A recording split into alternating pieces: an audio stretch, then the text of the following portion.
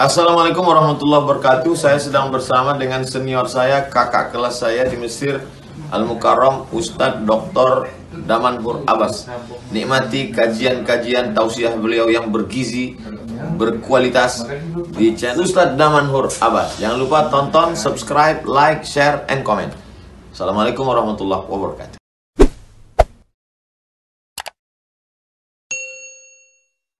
Assalamualaikum warahmatullahi wabarakatuh. Alhamdulillah bi ni'matihi tatimmu shalihat.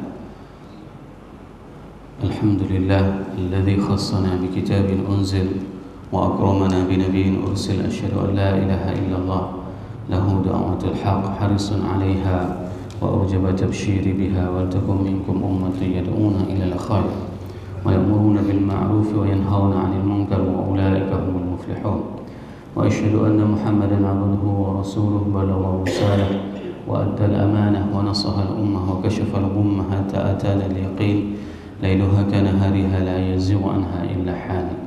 اللهم صل وسلم وبارك وأنعم على حبيبنا وشفيعنا وزخرنا ومولانا محمد وعلى أزواجه أمهات المؤمنين وذرياته وآل بيته وأصحابه أجمعين. Rabbi shrah li sadri wa yassir li amri wahlul 'uqdatam min lisani yafqahu qawli, amma ba'd. Para asatiz yang saya muliakan, ayah bunda yang saya cintai, dan bapak ibu jemaah salat subuh yang dirahmati Allah, marilah senantiasa kita panjatkan puji dan syukur kepada Allah yang telah memberikan nikmat iman kepada kita sehingga kita dapat melaksanakan salat subuh sembari beriktikaf di rumah Allah yang penuh dengan kemuliaan ini. Salawat dan salam mari sama-sama kita sajikan kepada junjungan kita Nabi besar Muhammad sallallahu alaihi wasallam yang telah mengajarkan kepada kita segala aspek tatanan kehidupan sehingga kita tahu apa yang harus kita bacakan pada saat kita melakukan salat. Ini merupakan salah satu nikmat yang Allah berikan kepada kita pada saat kita dilahirkan dalam keadaan Islam dan kita diutus baginda Rasulullah sallallahu alaihi wasallam sebagai pedoman hidup bagi kita. Semoga jamaah yang berhadir pada subuh yang berbahagia ini merupakan di antara umat Nabi Muhammad sallallahu alaihi wasallam yang akan diberikan syafaat oleh baginda Rasulullah sallallahu alaihi wasallam dan akan disuguhkan air dari telaga Kautsar dari tangan mulia tersebut. Allahumma amin. Bapak Ibu jamaah salat subuh yang dirahmati Allah, pada pertemuan sebelumnya kita telah membahas tafsir Ibnu Ashur At-Tahrir wa Tanwir surat Al-Balad ayat 11 sampai dengan ayat 13, di mana ayat terakhir kita telah membahas tentang fakku raqabah, yaitu membebaskan budak. Karena apa? Ini merupakan salah satu jalan terjal yang memang harus ditempuh oleh manusia. Membebaskan budak itu merupakan salah satu perjuangan yang sangat besar. Ada salah seorang sahabat Rasulullah SAW, beliau membebaskan budak setiap tahunnya 100 budak. Bagi orang-orang yang pelit itu merupakan sesuatu yang sangat berat. Kenapa? Harga budak itu sekitar, kalau dihitung dalam satu ukuran dia, sekitar 32 gram emas. Itu yang paling murah dan itu tidak pernah terjadi. Contoh misalnya Bilal itu dihargakan dengan 9 kenyas. Itu setara dengan, kalau kita kalikan 280 gram. Kalau harga emas itu 1 gram 1 juta, berarti harga Bilal itu 280 juta. Itu yang paling rendah. Dan yang paling mahal budak itu yaitu Salman Al-Farisi. Itu sekitar 1,5 miliar harga pembebasan budak Salman Al-Farisi. Bayangkan, Hakim bin Hazam ini merupakan keponakan Rasulullah SAW. Beliau membebaskan budak setiap tahun, yaitu lebih dari 100 budak. Kapan beliau membebaskan budak tersebut? Pada saat hari wukuf di Arafah, karena ini merupakan hari yang paling dahsyat, dan beliau membuat di setiap budak tersebut di lehernya itu sebagai semacam bed yang menunjukkan apa? Bahwasanya ini merupakan persembahan dari hamba Allah Hakim bin Hazam. Beliau membuat seperti itu. Jadi dalam 1 tahun beliau itu bisa membebaskan budak 100 miliar. Begitulah kehebatan, kedermawanan Hakim bin Hazam tersebut. Bahkan pada saat beliau itu terlambat masuk Islam dikarenakan beliau masuk Islam itu pada saat Futuhul Makkah, pada saat pembebasan Makkah, dan beliau ingin menebus amal-amal beliau yang dulunya tidak bisa membersami Rasulullah dalam perang Badar, dalam perang Uhud, dalam perang Khandaq.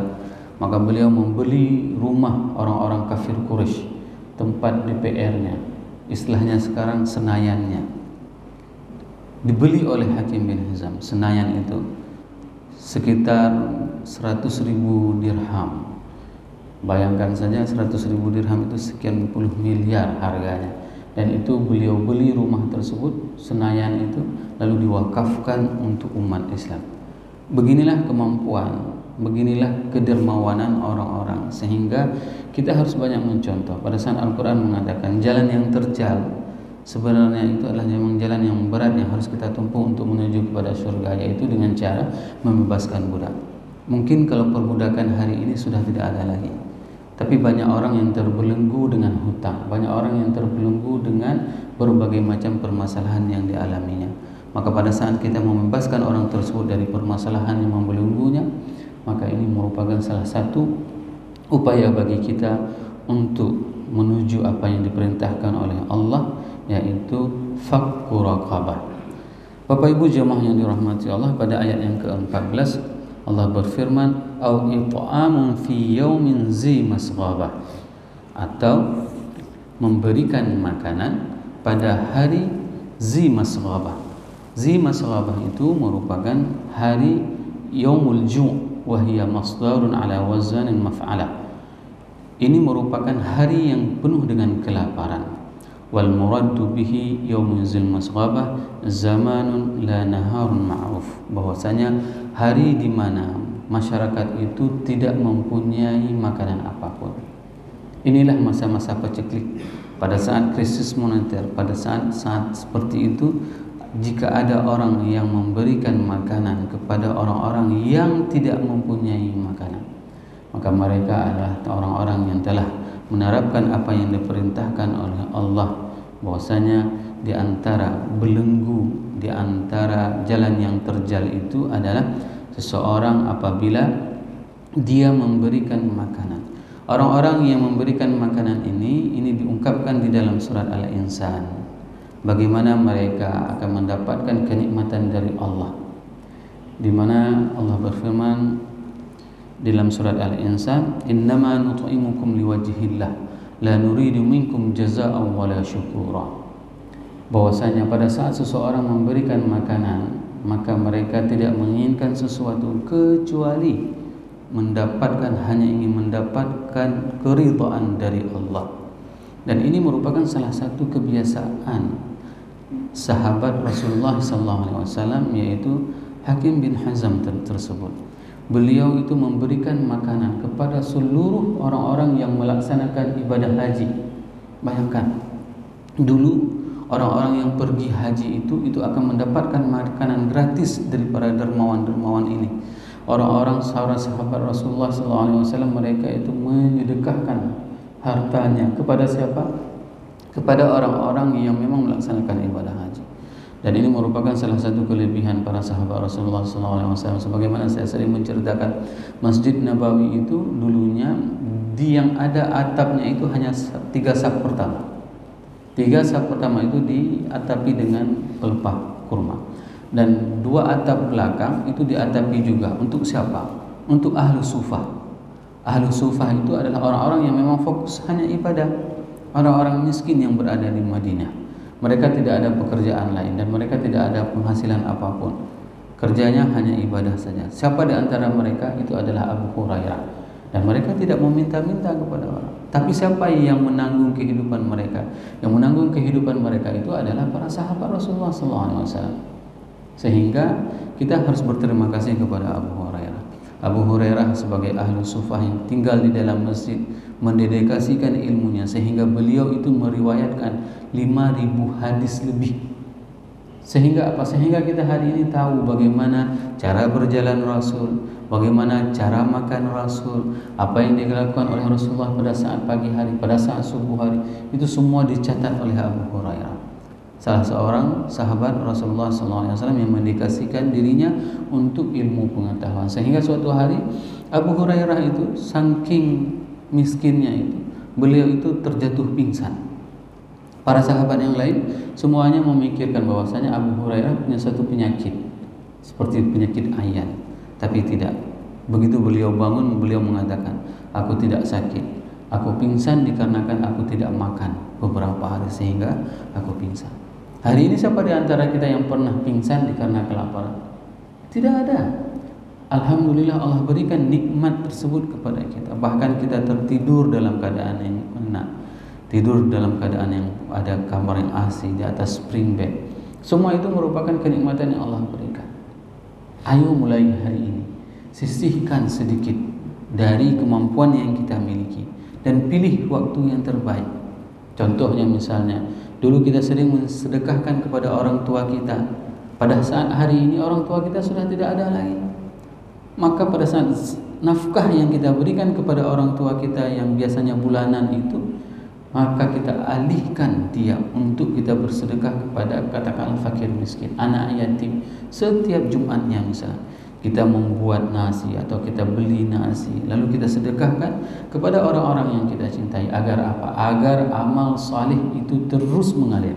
Kita niatkan memberikan makan tersebut kepada orang tua kita yang sudah tidak ada lagi. Kalau dulu kita misalnya memberikan uang kepada orang tua kita, katakanlah 1 bulan 1 juta, ayo gunakan uang tersebut untuk kita terus berkesinambungan melanjutkan amal saleh kita sehingga akan mengalir pahalanya kepada orang yang kita cintai. Ini di antara salah satu bagaimana kita mengikuti apa yang diperintahkan oleh Allah, di mana Allah sendiri yang mengatakan memberikan makanan. Dan sungguh luar biasa Bapak Ibu jamaah yang dirahmati Allah. Innal abrara yashrabuna min ka'sin kana mizajuha kafura. Nanti orang-orang yang memberikan makanan kepada orang yang memerlukan itu, mereka akan meminum air dari surga, dari sumber air. Air tersebut adalah kafur. Kafur itu adalah air yang mempunyai aroma, akan tetapi dia mempunyai rasa yang manis. Hari ini begitu air itu beraroma, pasti dia akan bau kaforit, pasti dia tidak akan manis. Coba bayangkan nanti di dalam surga seseorang yang memberikan makanan itu, bahkan mereka itu pada level nanti adalah orang-orang yang akan disuguhkan minumannya oleh Allah langsung. Ini merupakan salah satu nikmat. Pada saat nanti kita di hari akhirat dimasukkan ke dalam surga, maka Allah sendiri yang akan menyulang air itu. Allah sendiri yang akan menyulang air kepada kita. Kepada siapa? Kepada mereka yang memberikan makanan terhadap orang-orang yang dibutuhkan. Bayangkan bagaimana nikmatnya. Hari ini kita pada saat disulang oleh ibu kita, ini merupakan sesuatu yang bahagia, sesuatu yang sangat kita senangi. Namun nanti di hari akhirat, orang yang memberikan makanan kepada orang lain, bahwasanya mereka akan dipakaikan dengan pakaian yang hijau. Inilah adalah pakaian ahli surga. Dan mereka akan disuguhkan air yang suci oleh Allah sendiri. Ini merupakan salah satu nikmat yang sangat luar biasa. وانتصب اليتيم على مفعول به إطعام الذي هو مصدر عامل عمل فعله وإعمال مصدر غير مضاف. Bahwasanya yatim tersebut merupakan nasab terhadap it'am. Begitu juga dengan anak-anak yatim, memberikan makanan anak yatim ini merupakan salah satu amal yang saleh. Wal maqsud wal yatim asy-syakhsun alladzi laysa lahu ab, yaitu seseorang yang tidak lagi mempunyai anak, mempunyai ayah. Wa huwa dunal bulugh, dan dia itu tidak mencapai masa balik. Ini merupakan kategori anak yatim. Anak yatim itu adalah anak yang sudah meninggal ayahnya dan dia belum baligh. Apabila dia sudah baligh, maka dia tidak dikategorikan dengan anak yatim. Kalau seandainya kita hari ini meninggal ayah kita, itu tidak dikategorikan lagi dengan anak yatim. Nah, berbedanya pada saat kita mengukur dan menggunakan istilah yatim tersebut, jika di manusia itu apabila yang meninggal itu adalah orang tua laki-laki. Tapi pada saat kita mengatakan yatim itu pada binatang, maka yang mati itu adalah ibunya, bukan ayahnya binatang. Binatang yatim itu adalah binatang yang mati ibunya, ya. Bapak Ibu jemaah yang dirahmati Allah, wal muqarrabah qurbatun nasab wa hiya masdarun biwazn al-maf'alah mithla ma taqaddama al-masghabah. Dan yang maksud dengan wal muqarrabah yaitu adalah keluarga dekat. Memberikan makanan kepada keluarga dekat ini merupakan salah satu anjuran yang diperintahkan oleh Allah kepada kita. Lihatlah bagaimana dengan kondisi adik kita, kakak kita. Banyak di antara manusia, di antara hamba Allah, pada saat dia diberikan kemudahan, maka terkadang adik dia dengan mempunyai anak yang banyak atau kakak dia yang sudah katakanlah sudah janda tidak mempunyai nafkah, maka ini merupakan tanggung jawab kita yang diberikan kemudahan oleh Allah untuk memberikan nafkah kepada anak kakak kita ataupun anak adik kita. Kenapa? Karena tanggung jawab tersebut Allah sebutkan di dalam ayat ini bahwasanya tanggung jawab kita memberikan makanan kepada orang yang memang miskin, orang yang dalam keadaan masa paceklik atau orang dalam keadaan krisis ekonomi. Yang kedua, kita harus memberikan makanan kepada orang-orang yatim, anak-anak yatim. Dan yang ketiga adalah muqarrabah. Siapa itu muqarrabah? Orang-orang yang dekat nasabnya dengan kita. Siapapun di antara mereka, apakah dia itu pakcik kita, paman kita, kita. Kalau seandainya mereka itu tidak mempunyai sebuah pendapatan, maka ini adalah tanggung jawab kita. Saya sangat terinspirasi dengan bagaimana keadaan muamalah orang-orang masyarakat Aceh terdahulu. Saya pernah mewawancarai dan melihat sendiri sebuah keluarga pada saat salah seorang mereka ini ada 6 bersaudara, beliau mengatakan, dan yang mempunyai pekerjaan yang bagus itu cuma adiknya yang paling terakhir. Adiknya yang terakhir ini mempunyai pekerjaan yang paling bagus. Nah, yang menariknya dalam cerita kehidupan masyarakat itu, antropologi masyarakat Aceh pada saat itu, adik yang terakhir ini itu akan memberikan nafkah kepada kakak-kakaknya yang di atas semuanya. Dari mana kita ketahui? Itu kakak-kakaknya dipanggil semuanya ke rumah, diberikan uang setiap misalnya mau lebaran, setiap misalnya mau megang, itu diberikan daging, diberikan beras, itu dibelikan semua sama adik-adiknya. Dan pada saat itu tidak marah istrinya, tidak ada yang marah, tidak ada yang intervensi. Begitulah kehidupan yang dinamakan dengan social belonging. Ada tanggung jawab, takaful al-ijtimai di dalam tatanan kehidupan masyarakat Aceh dulunya. Siapapun yang berhasil, maka mereka akan menafkahi saudara-saudaranya yang tidak berhasil. Bahkan beliau mengatakan di rumah saya itu, Ustaz, itu ada sekitar 10 ponakan. 10 keponakan tinggal di situ. Mereka semuanya disekolahin oleh paman, oleh omnya yang sukses tersebut. Sehingga apa? Sehingga pada saat yang mensekolahkan ini meninggal lebih dahuluan dan keponakannya ini sudah disekolahkan dan sudah berhasil semuanya, maka yang akan menanggung anak omnya ini yang masih kecil-kecil ini adalah semuanya sepupuannya. Karena mereka sudah berhasil, maka mereka membalas budi. Ini yang sudah hilang dalam tatanan kehidupan kita di Aceh hari ini. Padahal kalau kita terinspirasi dengan ayat ini, maka ini adalah salah satu yang memang harus kita lakukan. Pada saat kita diberikan kemudahan oleh Allah, ada ponakan kita, maka kita tampung dia.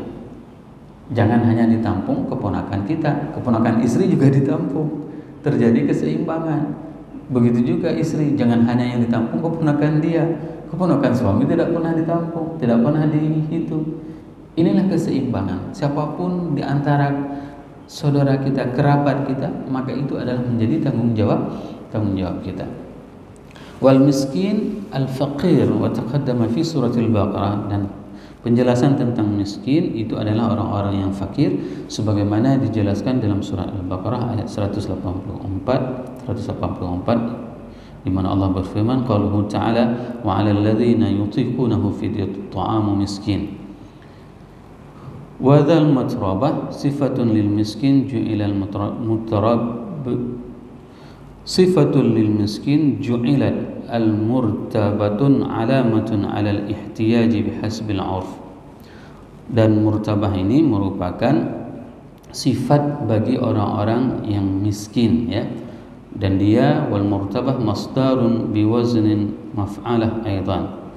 Dan ini merupakan wazan dari maf'alah juga. Hadirin jemaah yang dirahmati Allah, ini merupakan di antara penjelasan ayat tentang bagaimana dan apa yang harus kita lakukan sehingga kita menjadi hamba-hamba Allah yang akan melepaskan belenggu yang ada pada diri kita. Semoga penjelasan beberapa ayat ini dapat meningkatkan keimanan kita dan kecintaan kita kepada Allah. InsyaAllah kita akan sambung ayat yang ke-17 di mana Allah berfirman, "Tsumma kana minal ladzina amanu wa tawasaw bis sabri wa tawasaw bil marhamah." Insyaallah kita akan sambung di pertemuan yang akan datang, insyaallah pada Kamis yang akan datang. Subhanakallahumma wa bihamdik asyhadu an la ilaha illa anta astaghfiruka wa atubu ilaik. Wassalamu alaikum warahmatullahi wabarakatuh.